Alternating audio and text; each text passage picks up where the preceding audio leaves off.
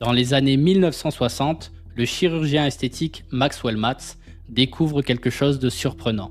Il refait le visage de certaines personnes, enlève leurs cicatrices et remodèle leur nez. Et certaines d'entre elles commencent à se comporter comme des personnes extraverties et incroyablement sûres d'elles, comme ça, presque naturellement. Mais d'autres restent très timides, introverties et peu sûres d'elles. C'est à ce moment-là que Maltz a compris que si l'on ne change pas son image intérieure, le changement extérieur ne fait aucune différence. Il a appelé ça la psycho-cybernétique et a écrit un livre à ce sujet.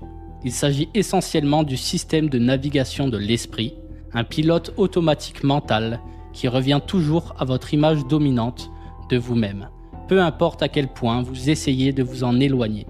Donc, si vous croyez secrètement que vous n'êtes pas à la hauteur, votre subconscient s'assurera que vous avez raison et vous appellerez ça le destin. Et les neurosciences modernes ont soutenu cela avec une étude sur ce qu'on appelle le RAS, le Reticular Activating System. Le système de votre cerveau filtre environ 11 millions de bits d'informations par seconde, mais ne laisse entrer que ce qui correspond parfaitement à votre identité.